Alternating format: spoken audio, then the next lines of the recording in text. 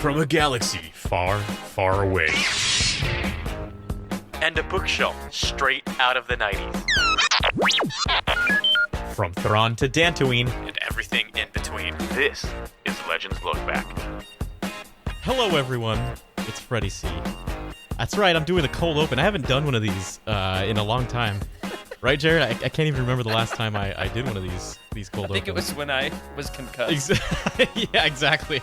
It's when you were concussed. I think you were off 2 episodes, and I had to lead those 2, which was pretty interesting. We got to talk to Trevor. But I have a story that was very cold open worthy, right? And so just waking up this morning, I do my thing. I go grab my toothbrush, getting ready to brush my teeth. I stand in the hallway, and there is Eric Eilerson looking straight at me, brushing his own teeth. And I'm just like, what the heck is going on here? So it's crazy because Eric Eilerson is here to, he's staying at my place. I'm about 25 minutes from Disneyland. And so I picked him up at the airport, and I see this guy wearing an Ahsoka shirt and this massive, massive R2-D2 luggage, just staring, waving at me. And there he is, and he's in my car. He's in my house. He's taken over. I'm surprised he's not here right now. But that would have been cool. I should have just let you guys do the show this week. Yeah, he's at Disneyland right now, so he's a bit busy. But it's just the weirdest thing to see somebody you've only talked to, right, on the stream, brushing his teeth, looking at you, saying, "Hey, dude." It's crazy. That's crazy. Yeah. That is excellent. Well, Freddie, I'm like a little bit jealous. A little bit jealous. I mean, not of having Eric in my house. Yeah, obviously, that would be great. I don't think who among us wouldn't want Eric to come and visit in person. But specifically, I had 2 trips to California, tickets booked and everything that I had to cancel, in which I was going to come bunk with you. And I don't have R2-D2 luggage. My luggage is like being held together with plastic zip ties because I'm redneck like that. Zip ties. But I have been loving the pictures that Eric's been posting from Galaxy's Edge, and looking forward to being able to get out there myself one of these days. And everybody want to follow Eric on Instagram if you want to check out his pictures from the park. I can't wait to hear him recap that on the Living Force. I mean, it's going to happen, though, right? Isn't he going to do like a full trip breakdown? He's got to. He has to. He absolutely has to. He looked so exhausted yesterday after he got home. I was like, geez, dude, where'd you go? You sure you didn't go to Batu? So The only more tiring thing than doing Disney is doing Disney with kids. Oh, Am I right? goodness. I can't even imagine what that's like. You know what isn't nearly as tiring as doing Disney with kids? This episode of Legends Look Back. We are dying to get into it. So without further ado, let's start the show. Hello, everybody, and welcome to Legends Look Back, proudly part of the Utini Podcast Network. This is a Star Wars books podcast for people who yell cowabunga when they dip their Dunkaroos, where we celebrate our rich EU history as well as dive into lesser-known Star Wars classics. I'm your host, Jared Mays, and I'm joined by the most hospitable man in the galaxy, Freddy C. How's it going, guys? I can confirm that Eric Eilerson brushes his teeth for a full 2 minutes. Now, here's the question: is how tall is he? We're about eye level, so we look straight at each other. There's no supremacy there for anybody. We've got an ongoing inside joke at Utini about how tall everybody is in person for those who have met each other, because the joke is that Corey is kind of short, and that Charles is freakishly tall, yeah, as is Timothy. And so it's like when you meet people in person. I met Emma, very tall, probably my height. And, I'm average height for a man. I'm like 5'11", and it was like, whoa, she's my height. Didn't expect that. So, Freddie, I have no idea how tall you are. Don't tell me. Don't spoil it. Okay. I'm going to find out one of these days when I make it to California. I do, however, know how tall Rick Grace is because we were friends from college. I've actually met him in person. He does exist. Him with or without glasses. Tonight, no glasses. How are you, Rick? I'm good. Red Leader is standing by. He does have am glasses. ready to go. I'm so excited Except about for this episode. They're goggles. I'm loving that. Yeah, The man. fact that you have to hold your headphone to your ears, so great. That's right. That's the thumbnail. Somebody write that down. For sure. I love it. Oh, For glad to sure. make my Oh thumbnail gosh. debut. It's time. It's time. I love that it's got a chin strap. Yeah, man. It kind of hurts, but I like it. The things we do for that's beauty. tonight's- I know. That's what I'm tweeting tonight with that thumbnail. Is it kind of hurts, but I like it. It's good stuff. Good stuff. The Legends Look Back slogan. You know who else loves Legends Look Back? Our other host for this evening, Emily Daybeck. How are you? I'm doing okay, Jared. I'm doing okay. I'm really excited to be here, though. I'm excited to do my first round table with the Legends book. Actually get to talk about it with people. Very, very exciting. Is it really? It's your first true Legends book roundtable. Everybody, round of applause for Emily. That's right. Except for not too loudly so as to wake her baby. We wanna don't wake the talk child. about though. If you do hear crying tonight, it's CORRAN HORN. It's CORRAN HORN. He, kind of a crybaby. And we're gonna be Spoiler talking alert. about the old school classic. You could even call it essential Legends book, Rogue Squadron. I know what you're thinking tonight. Hey, didn't you guys already cover Rogue Squadron? The answer to that is shut up. No, we did. It was Legends Look Back episode 4. Hey, a long time ago. I went back and re-listened to it recently to see, yeah, we've got these new essential Legends collections. We're going to be covering these. Want to try to get as many of them in as we can. We got this new audiobook we wanted to cover. We got our hands on that one. What was that? When did that come out? September? Wanted to find a way to cover it. Went back and was like, maybe we could reuse that old episode. No, we could not. Freddy was impeccable. You could call him nigh perfect. However, we've grown a lot, haven't we, Freddy, since episode 4? We have two people who just fit in this show. I can't even think of an analogy right now other than puzzle piece. But I'm so glad to talk about this book again. I can't stop. It's one of my top favorites. Everybody has an opinion on this book, and I feel like there's really no in between. So I'm excited to talk about it, especially with the audiobook. The audiobook is amazing. We'll get there. We'll get there. Yeah. On the one hand, yes, we are redoing our Rogue Squadron roundtable. On the other hand, we want to get more perspectives, want to hear Rick and Emily's take on this. And on the other hand, hey, if you have already listened to that old episode, we are not doing the same questions. There will be some overlap here and there because, of course, this is, the same book that we did, 2 years ago. However, we are going to be going into deep detail on evaluating this new audiobook performance that is recently been released by Penguin Random House Audio, performed by Mark Thompson. Finally, I've probably clamored every time, countless, how do I even say this?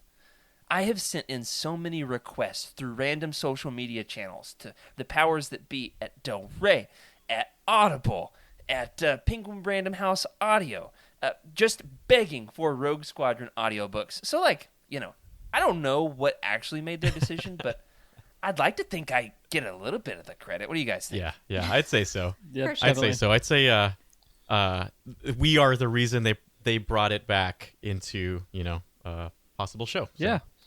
This feels like that episode of The Office where Michael and Dwight are outside of David Wallace's house when the branch was closing, and then they think that he wasn't even at home. They went there to try to sway him, convince him, to save the branch. But all the other scenes in the episode are how they offer the job to Josh, who then leverages his offer against corporate. Wow, this is a really deep analogy. All right, committing, going with it. Of course, the guy leverages his offer, doesn't get the job, so then they decide they're going to make Scranton, they're going to keep it, they're going to absorb into it, and they save the branch, and at the end they get the message, we saved the branch, and they say, we did it! That's how it feels. Yes. Freddie, it feels like we're giving ourselves credit, even though, it probably had nothing to do with us. Had nothing Just to do with speak it the into movie existence. coming out soon. Nothing at all. It was just purely your persistence, the squeaky wheel. Goodness. There is a movie. Yeah, we're going to talk about that. We're going to talk about that for sure. Oh, man, I forgot about it. I mean, because it's they made the announcement. It's off the radar. No trailer. Yeah. It's going to be made. Who knows where it's at in its development. We've got plenty of Legends books to read in the meantime. I don't get antsy about these kinds of things like I did in that 2-3 years leading up to The Force Awakens. Man, that was intense. However, in preparing for this show, I was like, oh yeah, there is a movie coming out. Goodness. Whew, I'm excited for that. We're going to talk about our hopes and dreams for that. Tonight, we are not going to get into the weeds with Thracken's Thrift Store or Legends Lookout, but I can't help myself. I do have one thing to show off. I had my 30th birthday this week. Happy birthday. Freddie, you got the candles there for us to blow out? You got the candles? Got him. Okay, you don't have to wish me happy birthday, but I do want to show off this rad Legends-y shirt that my wife got me for my birthday. It is for Power Rangers fans. Here we go. Oh my goodness. The Angel Grove Youth Center Jim Jim and Juice and Bar. Juice Bar Nice. shirt. Cool. I'm very proud of it. It's kind of silky smooth too, nice and fresh. It's still got that new shirt smell. You know what I'm talking about? Target smell. Here's the question: when I wear this out in the wild, is anybody gonna see it and recognize Definitely. it? Ooh. For That- sure. Are they gonna see it and say, "Go Power Rangers"? Right? We'll see. That's a tough one. I feel like and I don't know how many people would actually understand that that's a Power Ranger reference. The ones who do, though, Yeah. those are the real ones. Yeah, I Those was are gonna say keepers. it's subtle, but yeah, you know your people when they do recognize it. That's right. It's like just subtle enough. You know what's subtle? Like a huge smoothie on your shirt. I'm sure someone's gonna see it and not even like consciously recognize it, but just they're gonna have a subconscious better day because of that shirt. You know, just gonna Let's hope so, gonna Rick. mesh with their childhood and all that. You know what? It would look even better if I was wearing a homemade Rogue Squadron pilot helmet So cool. Yeah. This is with the chin strap. This is the one Do you want that I showed off, or I had a picture of from the Get to Know You episode where I had the stupid white arms. You know, remember that one? Yeah. So Yeah, it's my yeah, screensaver. I'm it's just probably kidding, good it's for not, for but- Halloween. You know, Yeah, It'll it's good scare the inspiration. children. Scare the children. I love it. Oh my gosh. Yeah, the only thing that's missing besides the white arms, Rick, is the awkwardly shaven face. oh yes, that's fair, and that's not happening. You have to pay me for that. Hey, but because we haven't yet, I just want to say Naked Palpatine. It's been a while, so I just wanted to make sure we had that mentioned at least once. Well, what's remarkable about what the heck just made a noise behind me? Let's hope it wasn't Palpatine. The slimy noise of Palpatine as he Somehow. entered the room. Ew. Well, so we're working on some stuff behind the scenes, and Wes sent something over to Rick that when he unboxed it had an image of naked Palpatine plastered across the front. Yes, So, yes. gotta love that the meme lives on. It's also lived on very well over on the Cosmic Force. They've done a great job. I want to give a shout out to our sister show, the Cosmic Force. Great job, especially at referencing Naked Palpatine on a consistent, regular basis. Well done over there. Actually wanted to plug specifically for the Legends community that we did a show last night. Jacob, Caleb, and myself, both Emma and Tyler, were slain in a Sith duel right before the show could begin. I don't know who did it. It wasn't me. I got to fill their spot, and we talked all about the art of legendary comics artist Jan Duursma. And so she was we called her the most prolific and influential Star Wars comics artist of all time. And I stand by that. I stand by it. Don't you think so, Freddie? Yeah, I really Big think Duursma so. fan. I actually had to fight you for who was going to get that slot on the show, right? Yeah. Originally, we were, we both volunteered for it. It's, Jan Duursma is one of my favorite artists for sure. Her stories are great as well. I do want to mention there was a whole row of figurines right here that just fell down after we talked about Naked Palpatine. So it might be a Wait, sign. was that noise on your end? I thought it was behind me. I mean, it must have been on both, but yeah, every single one of them. There's like 6 of them on the floor right now. Is there a dyad in the Force? Oh. You keep that canon nonsense out of my Legends show, Rick. It was either that or was- an earthquake. Who I was knows? wondering if that would I was fly. about to say earthquake sounds more like it. Well, I can't wait for us to get. I'm hoping that in the spring we can have Caleb over here on our show to talk about the Quinlan Voss and Ayla Secura storyline from the Republic comics, from Dark Horse in like the early to mid 2000s. Absolutely, for my money, some of the finest Legends storytelling of all time. Yes. The way that they're able to keep you guessing on is Quinlan Voss, light side, dark side. Do you think we can call him the original Grey Jedi, Freddy? Oh yeah, I would say so. Quinlan Voss is. How do I put this? Every time I read about Quinlan Voss, I can just sit there thinking, I know, buddy, me too. I feel like he just sides with my logic of what's wrong with the Jedi, and they take themselves too seriously, and he doesn't really take himself too seriously, although he does fall down a pretty deep rabbit hole. Yeah.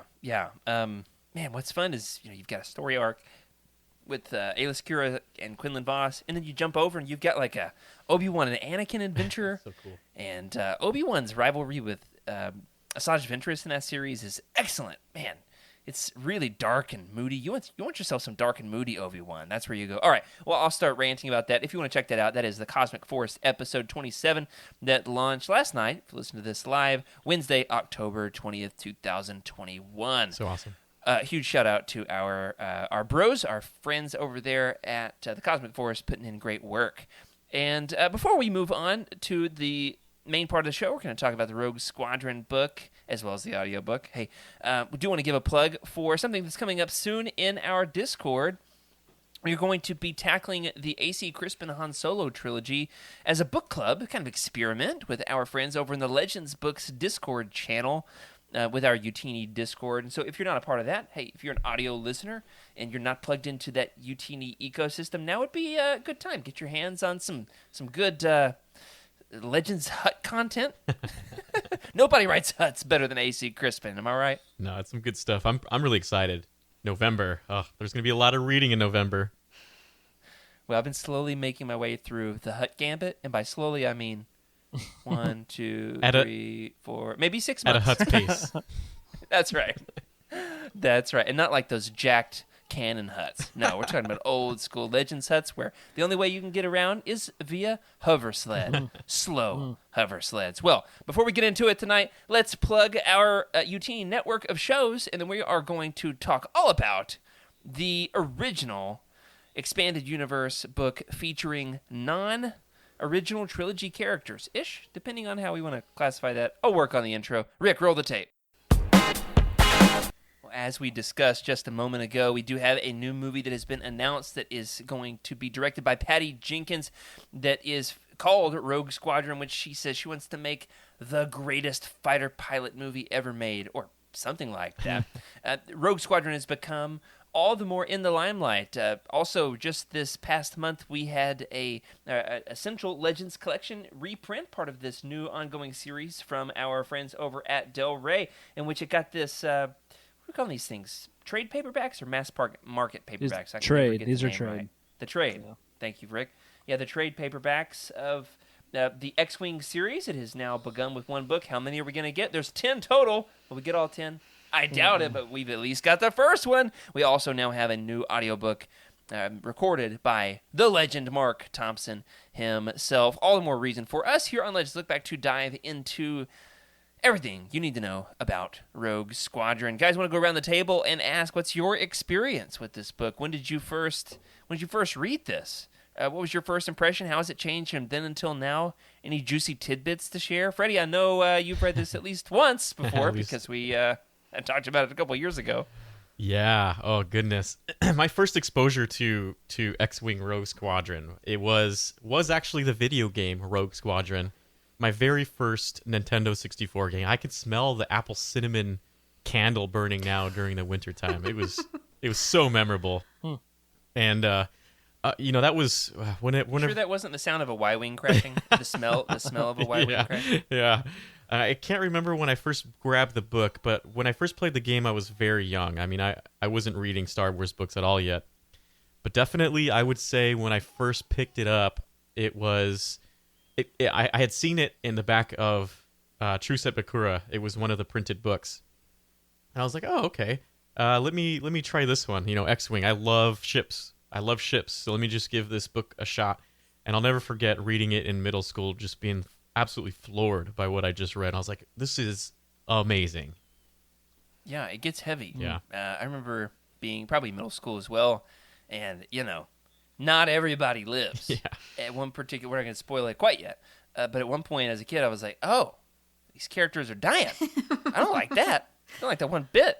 I'm returning this thing to the library. And so I didn't end up getting to, finish this book in its entirety until maybe 2013, 2012. I read, most of the Legends books in those 2, 3, 4 year time gap there before The Force Awakens came out because I was like, got to read them all now. I've got to, bide my Star Wars enthusiasm. How about you guys? Emily, I know this was your first read. Is that right? It's right. Yeah, I knew how much Corey hated CORRAN HORN because he can't stop talking about it. So when I finally got to read a book about him, I was really curious why Corey hates him so much, because I thought he was an eminently reasonable character. So anyway, I've got other thoughts, but they can wait. There is quite a bit of lore built up behind the scenes with Corey and CORRAN HORN here. Right, they've got the same initials. Rick yeah. Corey infamously despises how am I butchering all these titles tonight? I Jedi. Yeah. I Jedi. There is a huge character arc for CORRAN HORN in Legends. This is the beginning of it. Now, infamously, and I need to pull up the soundbite of this so we can play it on the show maybe next week. Corey did say that in his re-listen to this audiobook, which he did fairly recently, that he found CORRAN HORN as a much more tolerable character than he remembered. I heard that. So I heard that. Let that go on the record. He did say that. We'll talk more about Yeah. CORRAN HORN in a second, but when he said it, you guys cannot imagine how wide I grinned from ear to ear to hear Corey say that about CORRAN HORN. Rick, how many times have you read Rogue Squadron? So this was my second time through, and I think it is the first Legends book that I have reread. So it was cool to get a second pass at it. And very similar to Freddy, I loved it because of the jargon and the ships and the fighter combat. All of that fleet combat, that's what I love about sci-fi, and Star Wars does not disappoint. And this book was filled with it. And the series, I've read I think the first 4 books of the series. And some of the books kind of get out of space into other environments, and I want them to go back and fight in their starfighters. But it is what it is. I don't think I caught much this time because it's been several years since I read them, and so I was just trying to keep up and kind of refresh my memory. Now, there's a lot of debate that goes on behind the scenes. We always get people, I would say once a week, don't you think? Somebody pops over into the Legends Books Discord and asks this exact question. Hey, I want to read the New Jedi Order. I want to read Legacy of the Force. I want to read one of these huge post-Return of the Jedi Legends series. What are all the books that I have to read before I hit it? And, spoiler alert, behind the scenes, we don't all agree on the correct answer to this. I recently collaborated with Nathan on a New Jedi Order video project, and, he and I had a little bit of disagreement on what are the essential Legends reads before New Jedi Order. I'll say this much. I had read Rogue Squadron, but not the whole series, before tackling that, before that huge journey, New Jedi Order, Legacy of the Force, Fate of the Jedi. Then I went back and read the rest of the X-Wing series, and it all clicked into place. It's not necessarily capital N necessary. However, there's so many beautiful, wonderful, playful, delightful payoffs later on in Legends if you have read these. What's your take on this, Freddy? As somebody who's read quite a bit of that post-Return of the Jedi stuff, are the X-Wing books essential to understanding all of it? Yeah. So the thing about a lot of people, it's a hot. How do I put this? The fandom is split with everything. There's people that dislike something about something, and it doesn't bug me because I know what I like, and I like it all, to be honest. But when it comes to Rogue Squadron, I used to call it X-Wing, but Rogue Squadron is honestly one of my top 5 books that you must read.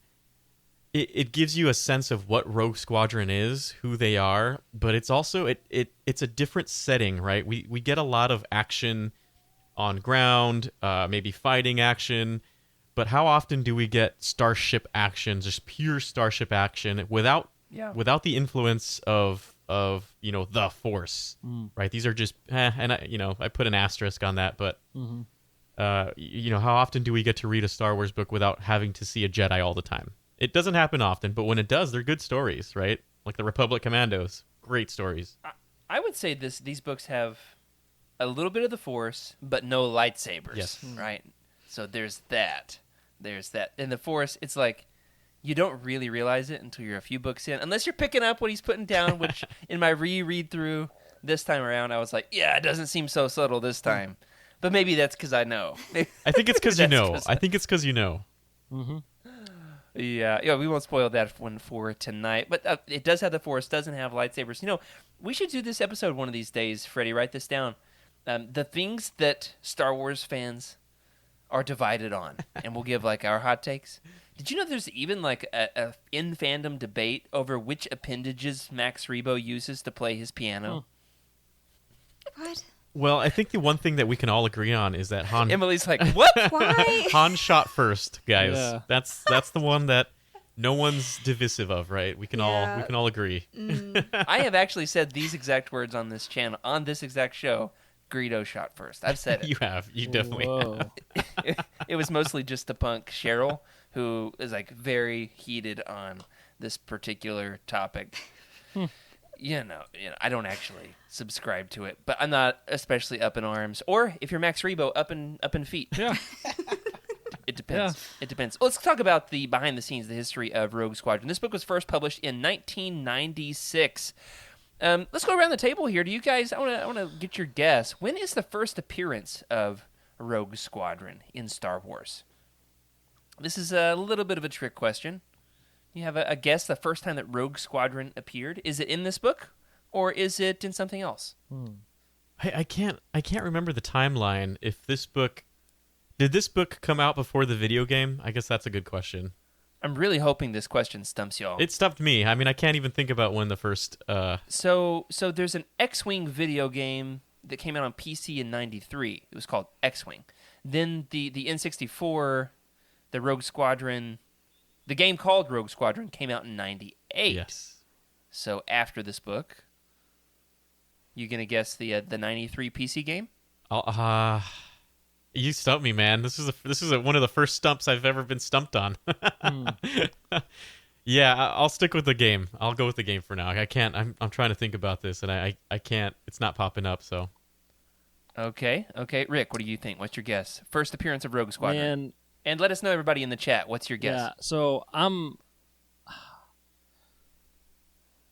man, honestly, my gut is saying that it was a small reference in the original trilogy, but that's probably not right. So I'm gonna say some like role-playing West End resource or something has it. You're partially right. Ooh, Okay. Interesting. So, let Emily answer before I spoil Okay. it. First appearance of Rogue Squadron, Emily. These are my least favorite Nobody's questions. totally guessed it right perfectly yet, at least as far as I have my data. I could be wrong. I'm going to guess episode 5. Is that a Okay, question? so you and Rick are a option. little bit right. A little bit right. Okay, I mean, that's better than not at all right, so I'll take it. Yeah. That's right. On Hoth, the Battle of Hoth, Luke Skywalker in the Snowspeeder Squadron belongs to, alongside, I almost said Wes Jenkins. What's his name? Biggs. Biggs is dead by then. Dak dies, so Dak is in the group. That was actually a cheat code. Dead Dak. Wes Jansen. Jansen. We got a Wes Jenkins on the team, and there's a Wes Jansen in Star Wars. Oh, Wes? How have we never made this connection? Yeah, Wes. Yeah, did you hear my accent? So there's Rogue Group in The Empire Strikes Back. Rogue They're not Group. properly called Rogue Really? Squadron, Okay. and they don't fly Right. X-wings. They fly Snowspeeders. Do they say Rogue Group? Rogue Group. Interesting. Correct. Okay. Rogue Group. So it is like a little bit right. Yeah. A little bit right. There's a lot of competing origin stories in Legends and in canon for the original appearance of Rogue Squadron. Like, when was it named? Why was it named? Obviously, it's been retconned since 2016 to have been an homage to Rogue One, right? Jyn Erso's crew that takes on the mission on Scarif, but not in Legends. Right. There ain't no Jyn Erso in Legends. We've got the original Jyn Erso. What's her name? I forgot. Biggs! Not Biggs. I love your impression of Mark Hamill saying Biggs, though. Please pretty just good. let that keep coming back. Bring it back around. Bringing it back around, the first appearance of Rogue Squadron that I have on record, and like I said, I could be wrong. Please correct me in the chat or in the Discord if you can find competing information, and I'll give you some kind of a trophy. I've got a couple of spare Thrawn trilogy books laying around here I could mail you if you correct me. All right. The first appearance of Rogue Squadron, as far as I'm concerned, is actually in Heir to the Empire, with shirtless Sabayoth himself. Heir to the Empire. Timothy Zahn introduces Rogue Squadron. Ancillary characters come in a couple of different times in the Thrawn trilogy, published 91, 92, and 93. And then Mike Stackpole, who worked quite closely with Tim Zahn, asked for permission, said, hey, I'd love to do a series about these characters. You did such a great job at establishing who they are and what they're about and their dynamic. Let's run with that. And boy, did he run with that. He didn't just run with it, he flew with it. Am I right? Yeah, that was a good one. I liked it. Oh, yeah, hey, thank you. So for the timeline, in classic Legends fashion, the Thrawn trilogy is set later in the timeline. All right, hang on to your butts here. It's set later in the timeline, a few years after Rogue Squadron. But then the book is written afterward, but then is talking about the characters established in the book that then takes place a few years later. And also has a video game that comes out a couple years later. But first there was another video game from a few years before that. But it doesn't end there, does it, Freddy? There's comics. Yep. There's comics. Tell us about the comics. We've got, how many issues of this? 30, 35 issues? Yeah, there's about 35 issues, and I believe they started publishing in 95, and the run lasted till 98. And it's honestly, I'm not sure how many people have actually read through the X-Wing comics, but they're so good. The art is wonderful. If you love X-Wings, ships, fighting, etc., it's definitely worth a pickup. Have you read them, Yeah. Jared? I've read most of them, some of them. I honestly can't remember how many I've read. I'm going to have to pick up I've got the Epic Collections down here. But maybe I'll wait till next year because we do have, however, a big omnibus coming out next year, which we just talked about last week. This isn't the right one, but yeah, there's a few, 2 or 3 Marvel Epic Collections have all the stories in them there. And then we're going to get this new hardcover omnibus coming out next year with 2 different covers, as we talked about on last week's show, if you want more information on those. Those comics, they're set concurrently. They're written concurrently with the books. So they're published throughout, what'd you say, Freddie, 95 through 98? Yeah, 95 through 98. So they're being written at the same time by Mike Stackpole, but then they're set as a prequel to the books. So one more time, Rogue Squadron originates in Heir to the Empire, which is set after the Rogue Squadron books. But they were written before the Rogue Squadron books. Then there's also comics that are written at the same time as the books that are set before the books. So chronologically, it goes comics, the X-Wing books, then the Thrawn trilogy books. Another way to think I'm so about glad it that we got is the first time that the comic books were published was 2 years after the first episode of Power Rangers. Yeah, there we go. That's our point of origin. That's 94, right? I think it was BBPR. 95, 94, something like that. Okay. Yeah. Yeah. Would you say BBMMPR? Yeah, there you go. Yeah, that works. Perfect. Yeah, this is of course part of a 10-book series co-authored by the late great Aaron Alston. He wrote the Wraith Squadron books. So yeah, the first 4 books compose the Rogue Squadron series. Then you have the 3-book Wraith Squadron trilogy, and then just a few more for good measure because why not? And they're great, and we love them. And then, of course, in 2012, one more book was added onto the series as the swan song of the X-Wing series in X-Wing Mercy Kill, following Wedge, I'm messing up his name, Wedge Antilles' daughter, Oh, yeah. who is now leading her own squadron, which is super cool. And it was great to get one last hoorah from Aaron Alston 2 years before he died. May he rest in peace. What's amazing about these, of course, is that they were the first EU books to feature primarily original characters. Some original trilogy characters make appearances, such as Mon Mothma and Admiral Akbar and, Wedge Antilles, but for the most part, we are dealing with primarily original characters. Can we talk for a second about how groundbreaking that was for a Bantam to take the risk on letting Star Wars go in this new direction that really doesn't have original trilogy characters?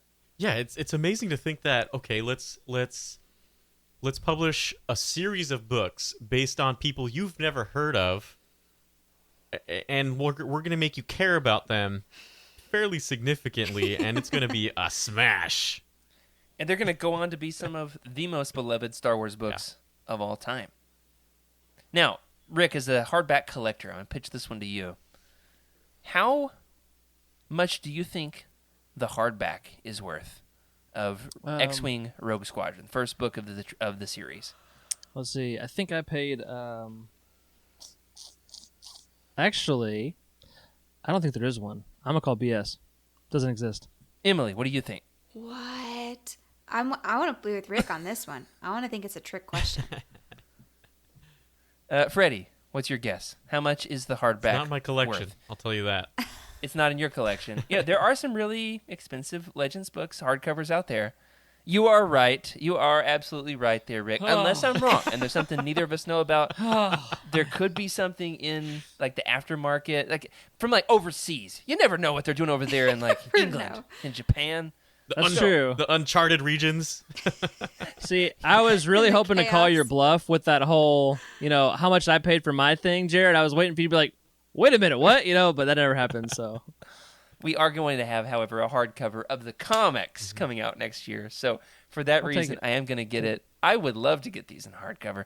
I've actually legitimately looked into like self-printing them for my own collection in hardcover, just for my. That's how you know you've gone off the deep end. So That's I how you know. I want to ask. Let's do it together.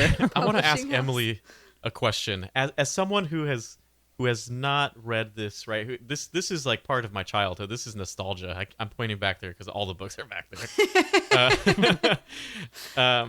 Not all of my books, just some of them. There's a ton more over here. Anyway, as someone who's never, that you didn't grow up with this, just think about what Bantam did. How does that, now that we just talked about that, how does that feel? Thinking about just the first time, non-canon characters, completely out of Left Wing. Well, I read a few books. I read a few canon and Legends books. So, and getting started in the Legends universe is, I kind of came prepared for the unexpected. I have read about some of these characters though, and I can't remember which specific books. I was trying to look it up before the show started, but I couldn't get a track of them. But it's kind of exciting because it's a side of Star Wars I haven't really seen since Lost Stars. That was the first book I read. I haven't really read much into the military side of things. I've mostly been interested in like Force lore and that kind of thing.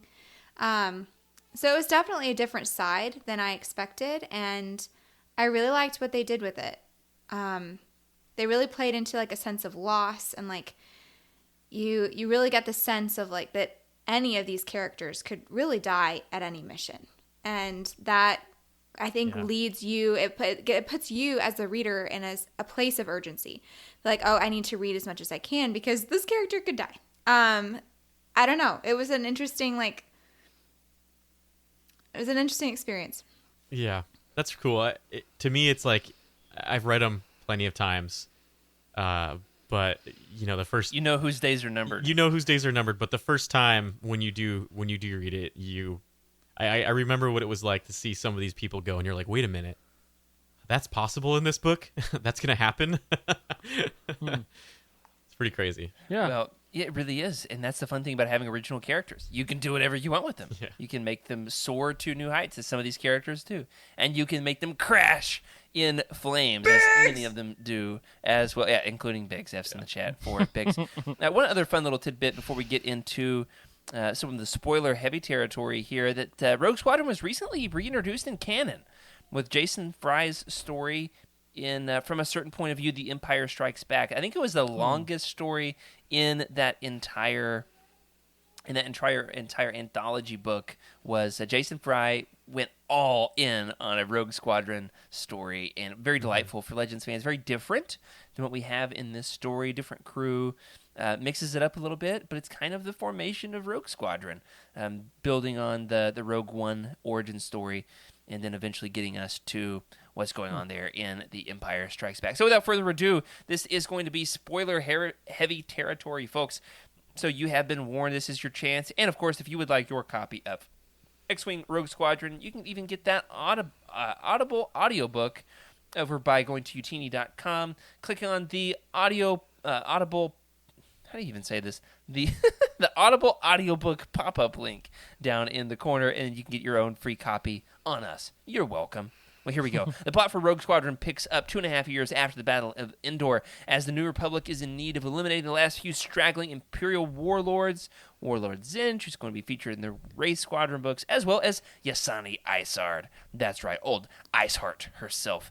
Rogue Squadron has a legacy as the best of the best and the pilots among the rebel ranks, but also like as a group that's done a lot of dying. They've died as heroes. That's how they've cemented that legacy. So at this particular point in the story, Rogue Squadron is in need of a restart, and that's where we jump in. Wedge Antilles commands this group, and his second in command is none other than Tycho Selchu. However, prior to the events of this novel, Tycho had just, been captured on Coruscant, brainwashed in an Imperial prison, but he escaped, so he returned to the rebels, but nobody trusts him. There's a whole aura of suspicion surrounding Tycho Selchu, so they think he's an Imperial sleeper agent, but Wedge really wants to trust him, so the compromise is this: he gets to fly with the Rogues, but not in an X-Wing. He's in a Lambda-class shuttle with no weapons, no big deal, probably not gonna ever come into play, can't get him, in too much trouble, right? No weapons. He is a sitting duck out there in space, but he does it because he loves his squadron, am I right? The lingering question throughout all the book is this: will Tycho turn traitor? Well, hey, joining Wedge and Tycho is none other than the man, the myth, the legend, the one and only, everybody's favorite space cop with daddy issues, CORRAN HORN. He, of course, doesn't believe that Tycho is here for the right reasons and is constantly second-guessing his every move. He's formerly of the Corellian security force known as CORSEC.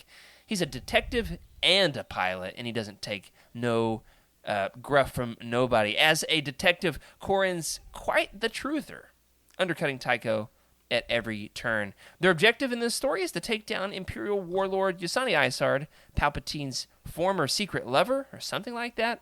Anyway, Isard commands her own fleet of Star Destroyers and, importantly, her own Super Star Destroyer, the Lusankya. But where exactly is she stashing it? Doesn't make an appearance in this book. That's for Rogue Squadron to find out and blow it up. Isard deploys intelligence agent Kirtan Lore to track down Rogue Squadron and eliminate them. Being an analytical weasel, Lore figures out how to track down the Rogues at their base at Talisea, where he does the totally normal thing of sending in stormtroopers to murder them in their sleep. Man, I hate that guy so much. Lou Jane Forge dies in the assault. F's in the chat for Lou Jane, serving as the reformed Rogues' first casualty. The first major space battle, the major space battle of the book is at the planet of Borleus. There's actually 2 battles of Borleus, if we're being technical. The Rogues plan on taking it as an easy target to serve as a staging point, but, it's a trap. Long story short, take 2 on Borleus as CORRAN leads a second attempt. He almost dies in the process, is rescued by Wedge's smuggler friend, Mirax Tarek, and that's our cliffhanger at the end of the book. So let's go around the horn.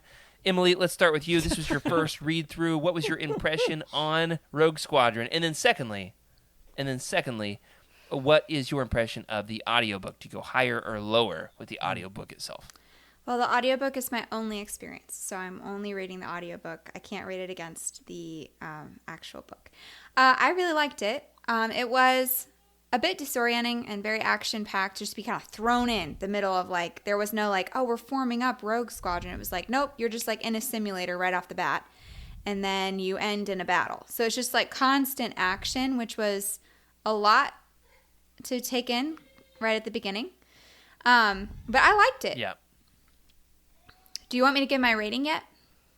Yeah, go ahead and give the number. I'm going to do a 7.3. Okay, Not bad. that's reasonable. Yeah. Reasonable, sure. Do you go higher or lower with your audiobook score? Well, like I said, that was my only experience. So, But What'd you think of the performance? I thought it was really, You can really at least good. give My an impression. only beef was Gavin's voice. That was it. Mm. So, like, Yeah, it's a lot to take in. that was a very obnoxious voice. So I would say the audiobook is probably like a 7.8. Okay, Rick. So, what was the question? All of the above. What's your rating? What's your rating? Okay, my rating. It's a great book, and my book, despite being extra corny at times. I would say it's a solid 9 for me. I think. Nice. And audiobook was great. I will say, no doubt, Mark Thompson's the best. However, I've listened to a lot of his recent, especially some of the Thrawn, New Canon Thrawn audiobooks. Yeah. And some of the voices, I kind of started slipping into the personalities of some of those other characters that he performs. So I was distracted by that a little bit, so maybe a little bit less on the audiobook side, but I was just so thrilled that we're getting more Legends audiobooks, unabridged at least, that I don't even want to touch the score. 9 it is. Right. Yeah, your critique, and I agree, I'm in the same boat, is effectively, I've listened to too many Star Wars audiobooks. Yeah. Yeah. Yeah, so it's your fault more than it is his. Right. Right. That's fair. Sure. That's Freddie, fair. what's your score? Yeah, I love this. The audio. So the audiobook raised up my level. I should go back and listen to my episodes to see what I gave the first time around.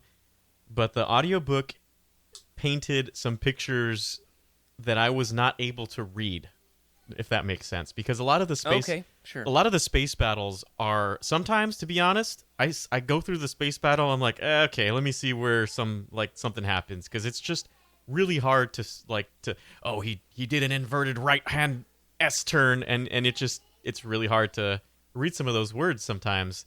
It just doesn't float as well as it does when he says it, though. You can think about it without having to read it, and it just gives you a better picture in your head of what is actually happening out there. And I'd have to say, this is the first time in consuming X-Wing, which I've read countless times. Honestly, I can't even count. It's probably my most read Legends book, honestly. That Intrusive Akura. Yeah. We've covered it twice on the podcast. Yeah. But I'd say, listening to it, I understood it, and I was able to picture things that I was never able to picture before, and that just boosted the score intensely. Yeah.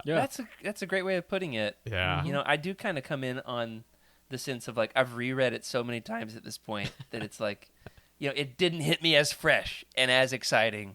I definitely, capital L, loved it my first read through. Enjoyed it a lot my second. This time around, I was kind of like, yeah, okay, Corran, I get it, man. You don't trust anybody, and you're super awesome. You know, there was a lot of me being annoyed with Corran this time around in particular. But I give it a 7.8. I actually am going to come in with a hot take here that this is my least favorite X-Wing book. They do get better. They get better. I think that this builds, and the same is true for me with, like, Alphabet Squadron.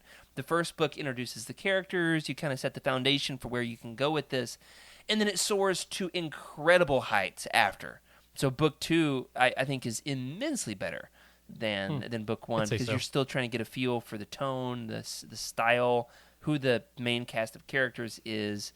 I don't love it. And I do have a few gripes with the audiobook, but I did love having it. It's amazing to think I can now just play Rogue Squadron whenever I want. Just turn it on and listen. And that's never been the case before with an unabridged production. So let's talk about those characters. I talked about this book does feature, of course, a lot of original characters. There is one, however, who really gets his spotlight. He is in the original trilogy, just a few frames here and there. He is in all 3 original trilogy films, but only for a few seconds. That is none other than Wedge Antilles himself. So here's my big question. Let's start with you, Rick. How did Wedge become such a beloved character, despite having so little screen time in the original trilogy? Good question. I think, by the way, I need to have these like incorporated like a transition. Oh, I have so many of those. I was flying mine around a minute ago, but then like I got too distracted from trying to run the show. Seriously, me too. I'm over here. Pew, pew, pew, pew. Okay, yeah. So, but yeah, no. Wedge is such a beloved character. I think because, so he has a couple of lines, doesn't he? He's got at least one line in A New Hope. And what I remember of him is it sounds really maybe cliche, but he's a solid character, but he's still encouraging. He's a team member. He makes Luke feel like he's part of the team, and I don't know, just like not best bud vibes, but like encouraging mentor vibes. Definitely dad energy. Yeah, right? that could be it. Dad energy, and so he's just homey. He feels like you're comfortable and you're safe with Wedge until he's close by. I'm a cry, dude. Man, yeah, I love Wedge. I hadn't thought about it like that. He is the dad of Legends. What's your impression? Obviously, Emily, did you know who Wedge was before having read the book? Did you recognize him as an original trilogy character? Yes. I've heard bits Okay. and pieces through different books. He's been mentioned in some of the short stories in Star Wars Insider. Right. So I knew that he was some kind of legend and he was an amazing pilot, and that's about all I needed to know to understand the book. I mean, it's made very clear in that part of the book. I don't get why he became such a big deal. Kind of like, I feel like Wedge Antilles and Boba Fett were two characters that came from the original trilogy that I just thought, okay, why do people love these characters so much? Like, what am I missing here? Is there more somewhere that they're getting it from? Now I know that there are books, so. It's probably because Dennis Lawson is actually Ewan McGregor's real life uncle. Mm-hmm. Isn't that crazy? Yeah. The actor that played Wedge. Yep. I've always considered Wedge like this. He's like the Tom Brady of Legends. Now, I don't love Tom Brady. I live in New England, not a Patriots fan. But here's what I mean. What is he, a 12th round draft pick? He was not anybody's first choice as like he's going to be our franchise quarterback. But then once he was on the team, he overperformed. Everybody loved him. He took over. He was flawless. He can do no wrong. Are you with me? Are you tracking? He wouldn't be your first pick if you're watching the original trilogy and thinking, let's make a book series with that guy. But like once he's on your team, he starts he starts performing. He's like, oh, everybody can get behind this guy. What do you think? Is Wedge the new Tom Brady? Let me know in the Discord. Made that up on the spot. When he gets traded to the Buccaneers, though, that's when it really takes a turn. But let me ask you this, Freddy: how does Wedge hold up as a squad member? Was he right to keep Tycho's secret from the rest of the squadron? Obviously, he's like, their commanding officer. He's got to make those tough calls, but he's keeping this huge secret. But then when CORRAN finds it out, everything falls to pieces. Yeah. Was this the right decision for Wedge to keep this massive secret from his team? So this is an interesting question because I feel like it changes as I change. There's a couple of things that a high risk group doesn't need, and that's added stress or distractions. Mm-hmm. Right? And the second you introduce a distraction, I mean, look at CORRAN HORN. He just wants to yeet everybody's opinion out of the way and rub his medallion. And rub his medallion yeah, exactly. Okay. I was gonna use Michael Stackpole's language. It wasn't rubbing his medallion. It's the button and. Oh. He does say fingering quite a bit. He does. Yeah. It's distracting, actually. Distracting X-Wing. Pew pew. Thank you, Rick. Thanks, Rick. I totally forgot what we were talking about. But that's a good point, though. That's what I think about, right? He's a leader who's trying to think, okay, priorities. Yes, we should be transparent with each other, but also this is a big deal that's going to take too many people away from their training and their lives. Maybe if down the line when things are a little easier in the world of the New Republic, they're not so stressed out about these things, but they really are living day to day, and you can feel it reading this book. They're living literally day to day. So I think it's a great thing. I think I have the opposite opinion, which is why I wrote the question in the first place. And I, in a professional sense, have had massive secrets kept from me by superiors, and like, I don't want that again. So, like, I've got some, PTSD that's like, I can hear it in the back of my mind. Like, it's just like what happened last time. But I see your point, Freddie. Emily, what's your take on this? I'm with Freddy on this. I think that it was entirely within Wedge's right to withhold that information. The psychology of warfare is different than the psychology of like the civilian world. You can't tell the average soldier everything because they need to be focused on the one thing that they're assigned to do.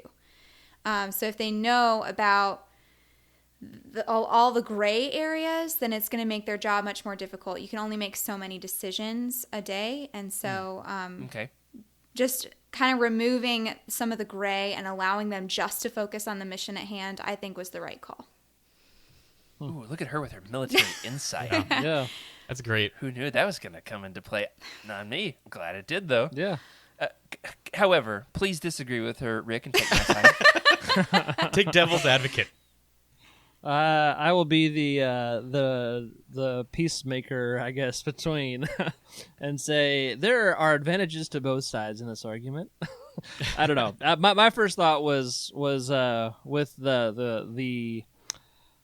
I don't know, the keep the squad in the dark faction because like you guys are saying, a chain of command has to be kept, and you can't it's actually kind of annoying to me when CORRAN goes off and does his thing. I know that he has this detective background, so he's doing what he thinks is right, but it really does disrupt their unit. And so I don't know, but on the other side, they're adults, they're rebels. I mean, let's see, I guess technically they're New Republic, so it's maybe their job, but they're still choosing to be there. And so it's different than if they were an Imperial pilot. You would definitely not expect them to have any knowledge of the mission or the people, because they all just have numbers. Serial numbers basically is who they are in the Empire. So being a New Republic pilot, It's different. yeah, I would say maybe it could be a little different. And so, and as a people, and as characters, it makes more sense for them to know. So this is definitely good conflict in the book, from a literature perspective, that it's really making this personal and kind of taking it out of that military context. So I see both sides. See, that's exactly why CORRAN ends up getting so frustrated, though, is that this was kept from him. But yeah, his reaction is supposed to be frustrating, supposed to be grating to us as readers. He's got a character arc. They got to start him as this, kind of petty, distrusting character, very self-absorbed, so that he can go on a journey, right?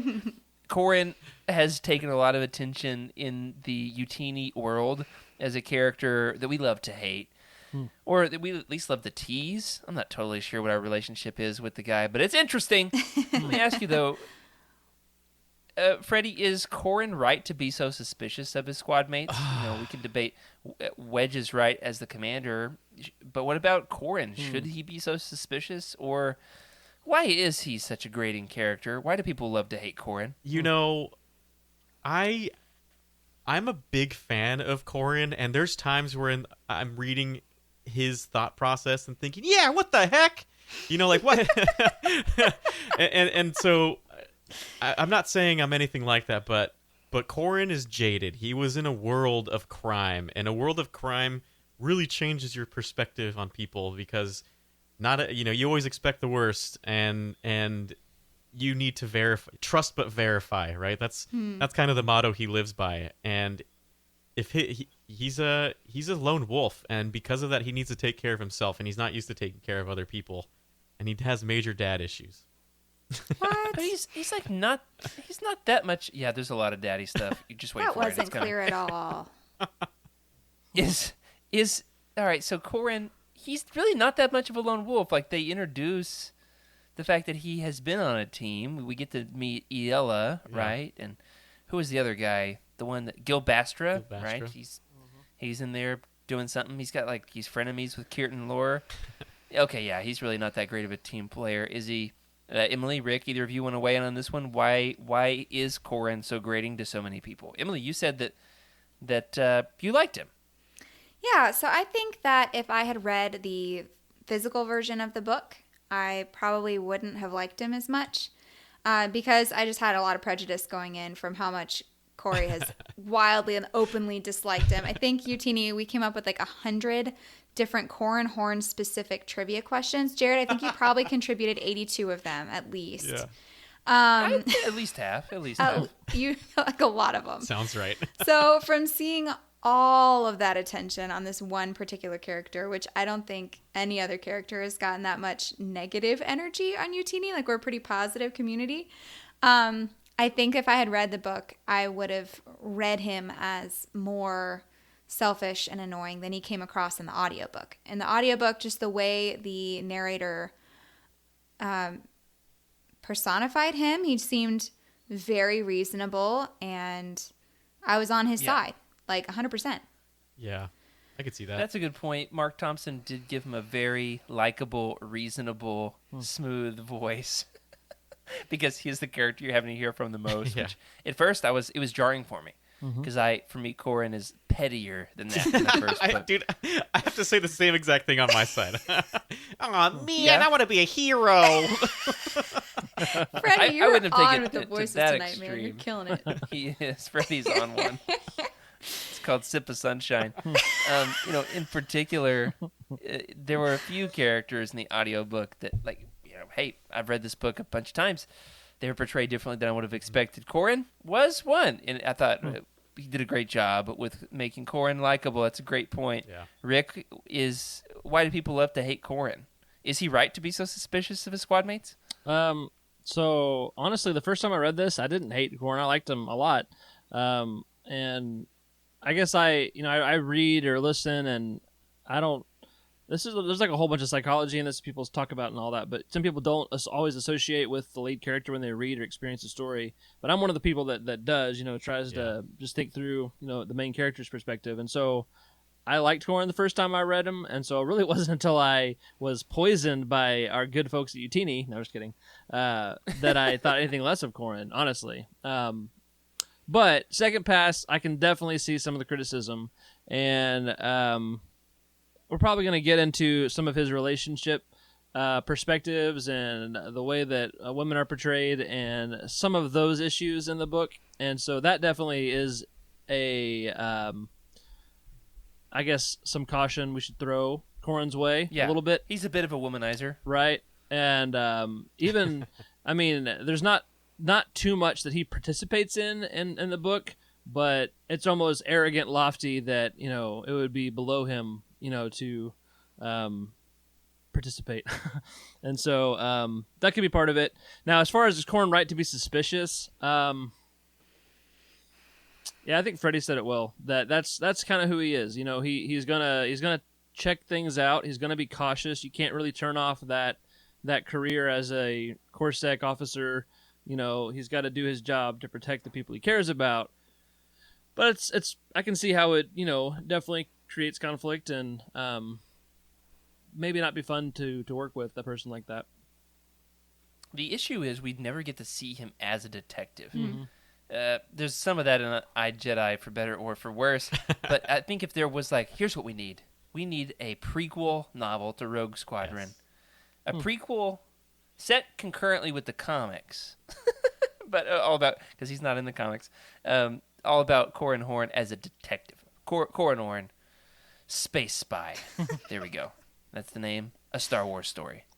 Legends. That's the name. Right. So then I would feel maybe like a little bit of his detective side, but I don't quite get there. Rick, you talk about him being iffy in his relationships. Let's talk about who those relationships involve, at least for a minute here. A couple of really lovable or hateable, depending on whose side you take, ladies in this particular book.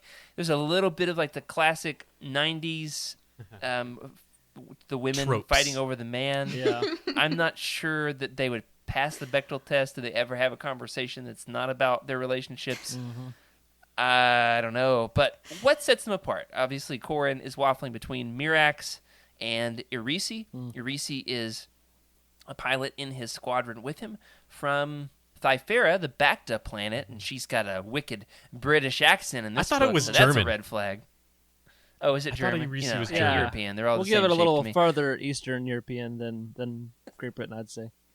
Okay, no, you're right. Absolutely, definitely. There's no Germany in Star Wars. We are I was German. going to say, I feel like these are just interpretations. My name is But I Broad like them Chase. all. Where's my beer? That's not your book. Yeah, Freddy. You Yeah. can In, read it all. Rogue Podron, give them a shout out, a podcast that I love where they do like book clubs with these books. They call Brewer Jace Bro Jace because he is so broy. That's perfect. So, he would love to attend. I love his voice too. Oktoberfest. What sets them apart for you guys? Mirax, on the other hand, she's down to earth. She's buds with Wedge. They used to work at a gas station together, or something like that. What sets them apart as characters? Why is Corran in this love triangle? Oh man.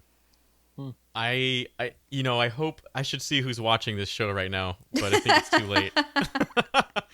I feel like I've been stuck in this situation before of Two women fighting over you? I wouldn't say fighting over me, but just two women that entered my life at the same time, and I was like, uh-oh, a decision needs to be made. You have like the sultry, smart, I'm not even sure how to call this. She's just super independent, right? No care in the world, and maybe tiptoeing, maybe a smuggler, kind of got that mentality. Right. And then you have like this heiress of the Bacta Empire, and it's like, what's really attractive at this point? Is it the looks, or is it the person who knows your life story? It's the old Romeo Juliet cat and mouse thing between their families. And it's like, what should you do at that point? And I could totally see you getting stuck in that situation. It does get a little bit, we'll say, cringy, the way that the Corran is evaluating the women's appearances and comparing them one to the other. He's like, well, she's not quite as beautiful as the other, but still respectively as far as the looks are concerned. And I'm like, nope, don't want any part in this. This doesn't hold up. That's for sure. How about the feminine perspective on this, Emily? Yes, I think Mirax reminds him of home. I think that he's at this point in his life where he's lived a lot of lives. He's played out the scenarios enough to know that his normal game isn't enough anymore. Like, he wants to settle down, and he wants something. I think he's more attracted to Mirax for what she represents at this point. Like, she makes him that cake. What's it called? Like, rice gate? Oh, yeah. I don't know how you spell it. Rice cake. But he talks about that a lot. I pictured it as Rice Krispie treats. I feel like he talks better about Rice Gate than he talks about either of them, which is kind of funny. So yeah, and then Arisi is kind of just the been there, done that. Like, I've done the heiress thing, I've done the sexy woman thing, probably Zeltron. I don't even know. I don't want to know.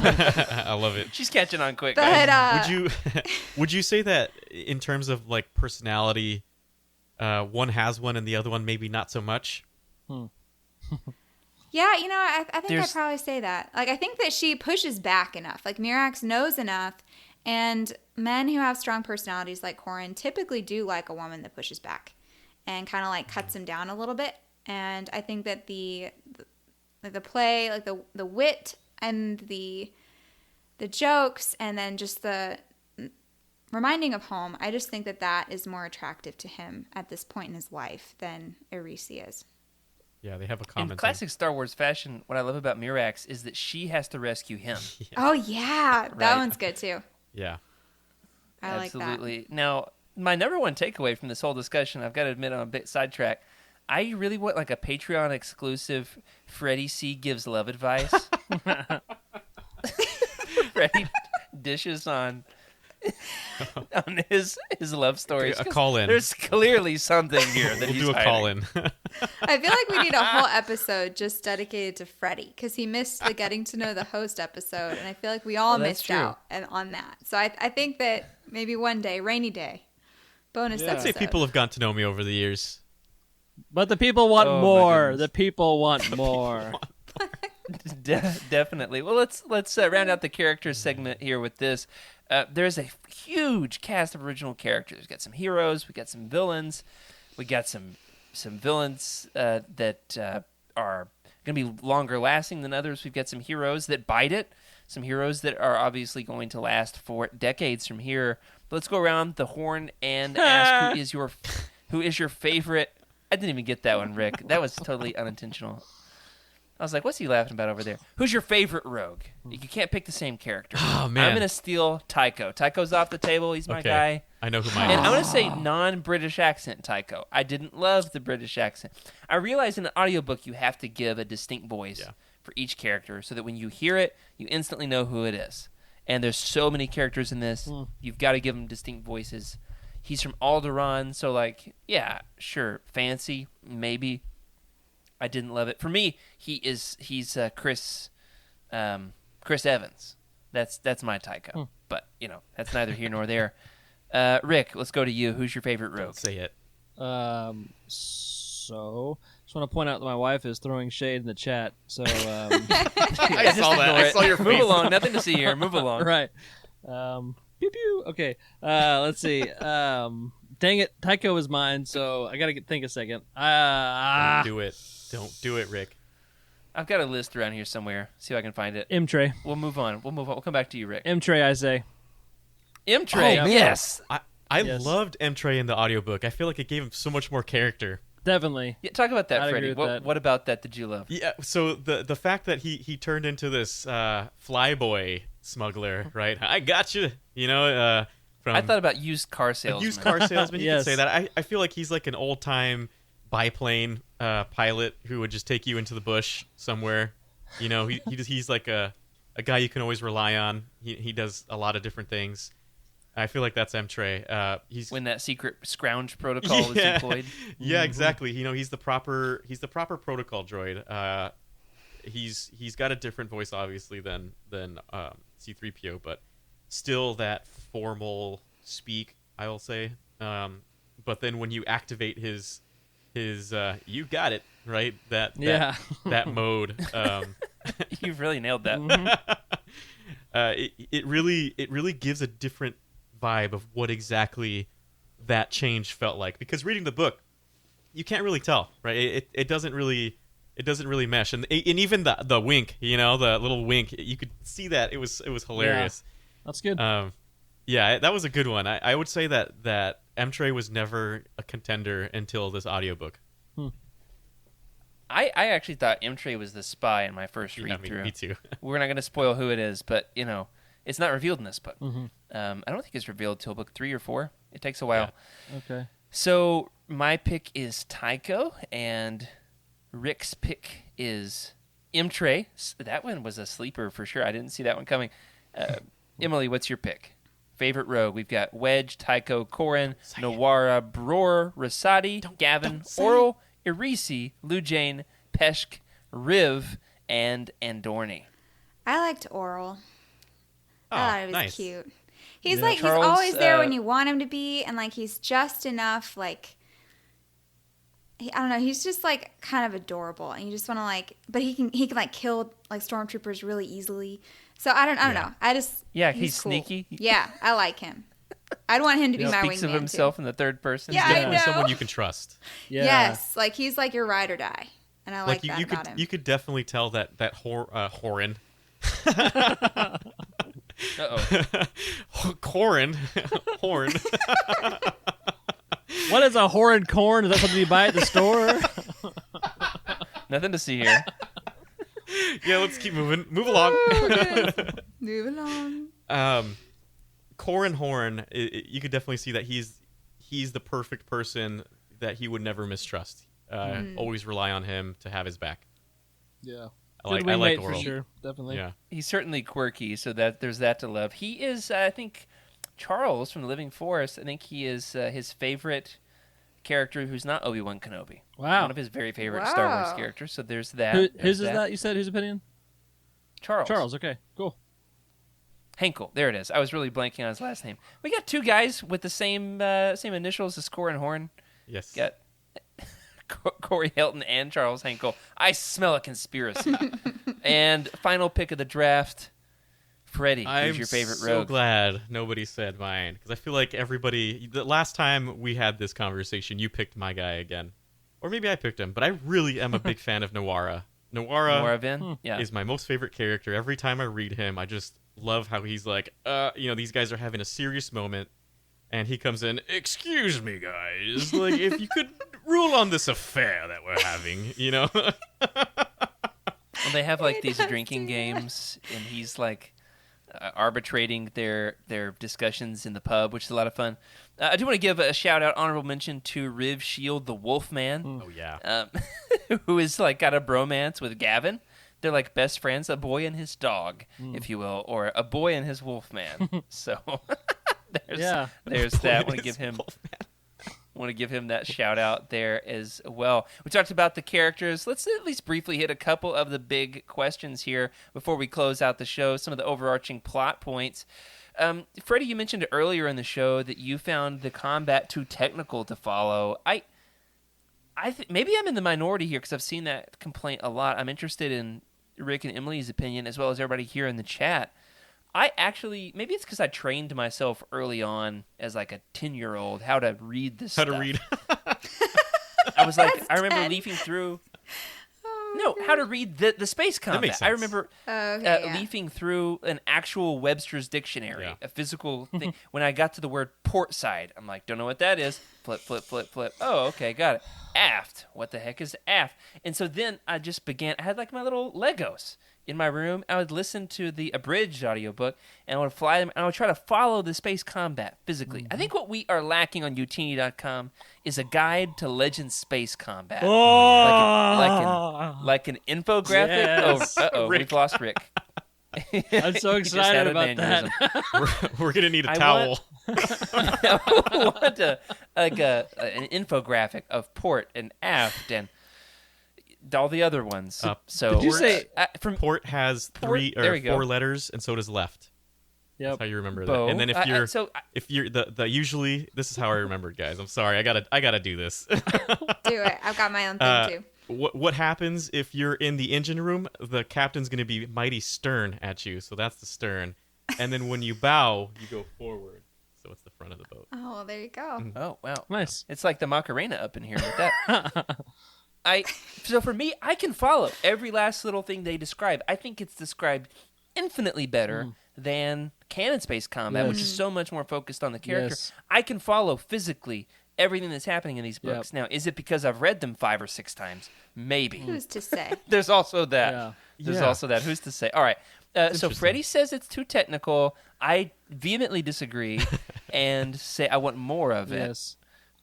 Rick, are you with me on this I'm one? 100% with you, dude. So Yes! I'm a huge nerd, right? And I actually went to sailing camp as a kid, so all of those ship terms I knew, and I was in Nice. a program called Civil Air Patrol growing up nice. as well. Yeah, And that's so right. got to do some flying, and I've lifelong dreamed to have my pilot's license, and so any kind of like fighter jock movie or story, I'm all about. Yeah. I even have. Rick, we're going to have to play shirtless volleyball next time we get together. No, we don't. I have my HOTUS controller. It's an Air Force thing, I guess, but so yeah. Oh, nice. I have a HOTUS controller because that's the only way that you can play a fighter squadron game is with a throttle and stick, man. So We got to anyway, do shirtless volleyball, and we have to wear our sunglasses while we're doing I it. will ruin shirtless volleyball for everyone if I We've seen participate. Rick's white arms. That is true. There's more where that came from.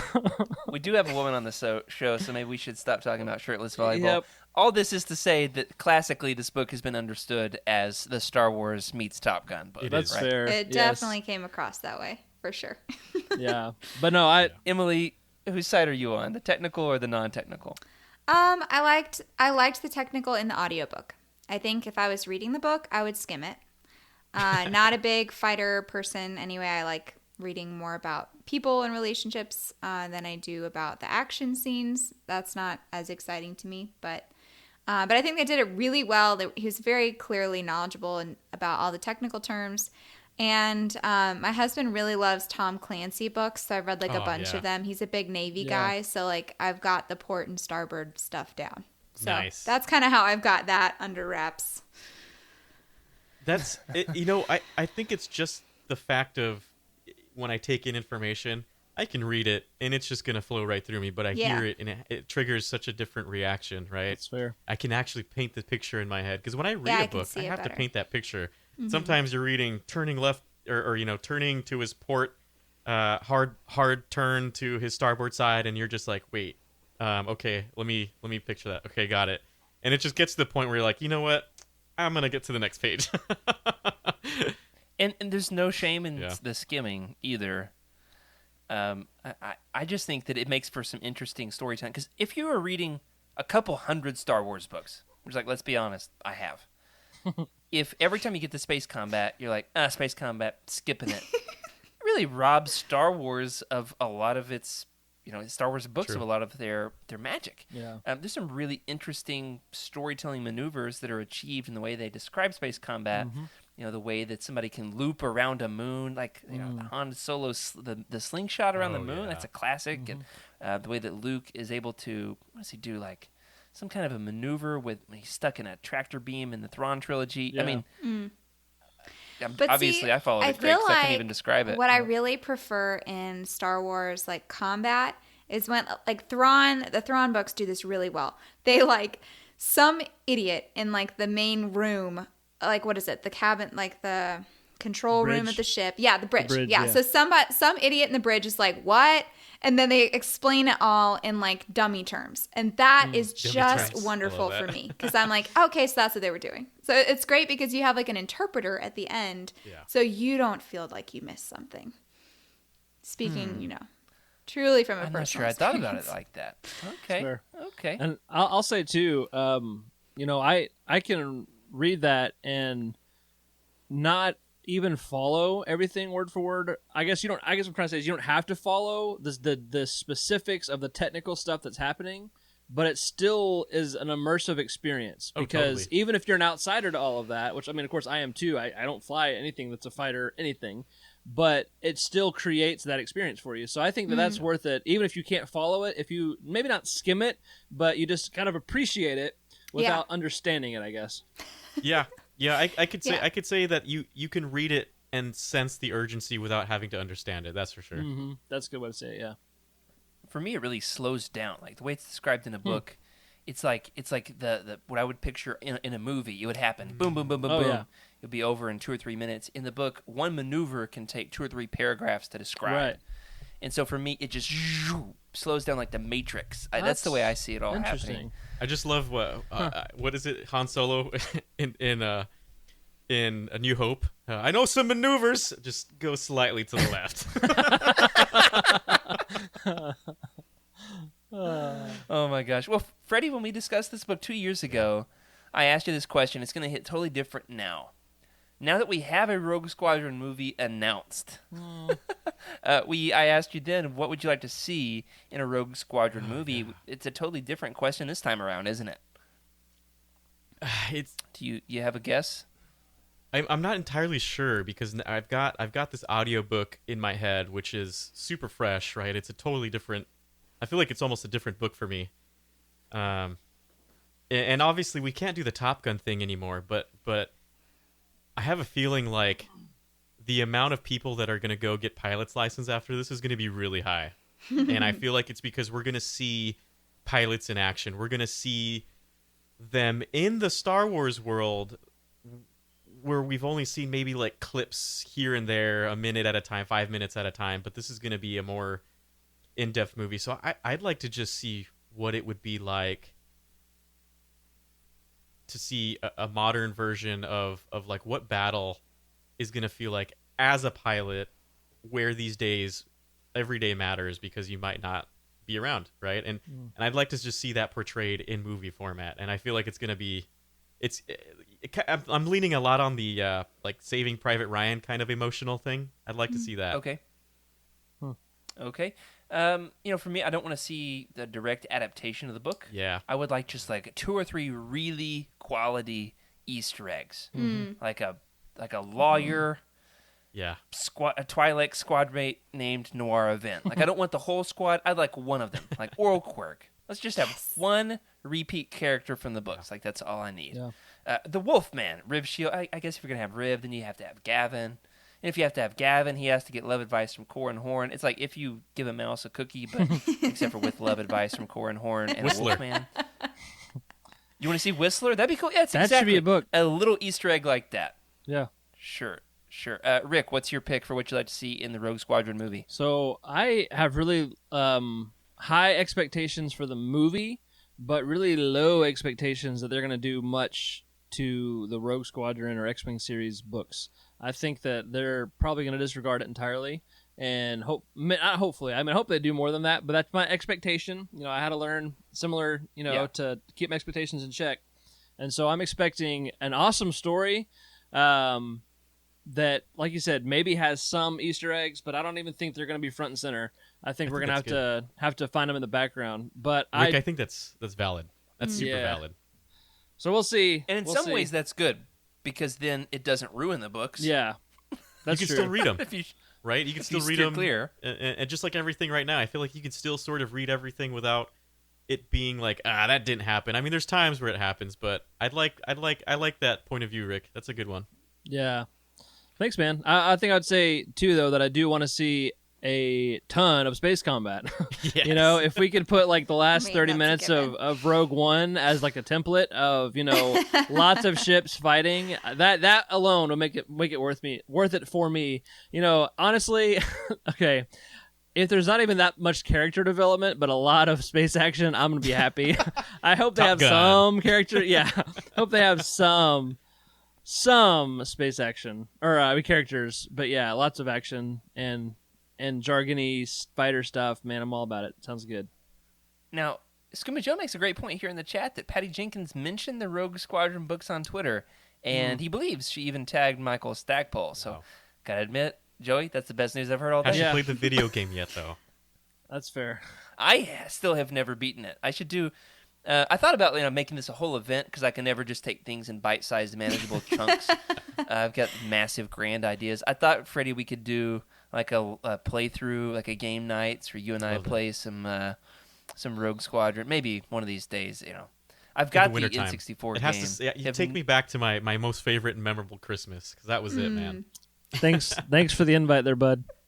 Oh, Rick is going to be I playing volleyball. I say it because I know that Freddie has the equipment for like the gaming. I don't know. Are you a gamer? Not much, but I have more equipment now than I did as a kid, so. Okay, there's that. Emily, final thoughts here. What would you like to see in the Rogue Squadron movie? I want 80s and 90s nostalgia, like through the so roof. cool. That's I'd what love I that. want. Yep. Like a Captain Marvel-esque Yes, kind of exactly like that. That was the theme. thought I had. The tone. Yeah. Some beepers. I don't want much. I just want like a massive amount of like 80s and 90s references. I love that. Is that too much to That'd, ask? that'd be so cool. Yeah. Crash a Star Destroyer through a blockbuster. I want Yeah, a something like that. Yes. Can we have an action sequence with Danger Zone blaring in the background? That'd be great. Yes! Danger Zone. Oh man! All right, I'm gonna go watch Top Gun. Has the new one come out? Wasn't there a new one? Yeah, that ever I think- happen? well, I thought it did. I don't know. It got postponed with the pandemic. Yeah. I have Oh. no I'm not idea. sure. I know That's it's so coming. sad. Ever but release it's it? not already. I don't know. We'll have to find out. Well, thank you everybody for joining us tonight. Our next show is going to be Star Wars movies without movies, inspired by this summer's Shadows of the Empire event. Our next roundtable coming up before you know it. It's actually literally just a couple of weeks away. I got to get to reading. Is Darth Bane Path of Destruction? We are going to tackle the entire Darth Bane trilogy throughout. We'll get to it the rest in the springtime, so before very long. And then after that, of course, we are going to get to the Boba Fett Blood Ties omnibus that's coming out. That will be our December roundtable as well, if you would like to follow along by reading with us. That does it for this week. Thank you for joining us on Legends Look Back. We want to give a special shout out to our incredible patrons for your amazing support, specifically to Cheryl Bell, Patrick Ortiz, Carl Sander, OK Indar on our Jedi High Council, as well as Elizabeth Cloutier, Jason Mitchell, Sally and Chris Eilerson, Freddie C., and somebody else who I've also left out that was on it last week that didn't make it. You know who you are. You're amazing. Thank you for your amazing support. If you'd like your thoughts around the show, you can email us at legendslookback@utini.com. Send us a message in the Legends Look Back Discord channel. Leave us a message somewhere else. Lost my train of thought. Drop a comment. Hey, we would love to hear from you. You can also comment on Twitter directly at Legends Look Back, or at me personally. I'm at Jared Q. Mays, or Freddie. At BIIIGGGS, Biggs. Wake up, Freddy. Have to see if that one's taken. How about you, Rick? Rick at Rick_Grace. And Emily? At Darth Daybeck. Wonderful. If you're looking to buy some of these books, such as, hey, we could get the classic Rogue Squadron book. You can get the new Essential Legends Collection Rogue Squadron. We've got all kinds of different options there on which you can pick up your X-Wing books. You can go over to the book profile on utini.com, click the Amazon link in the profile, and give us a few cents to help keep the lights on. After that, you can leave us a review and let us know what you think. Remember, everybody, to keep the Utini fan code and be a force for positivity in the fandom and not a total drag like CORRAN HORN. May the force be with you.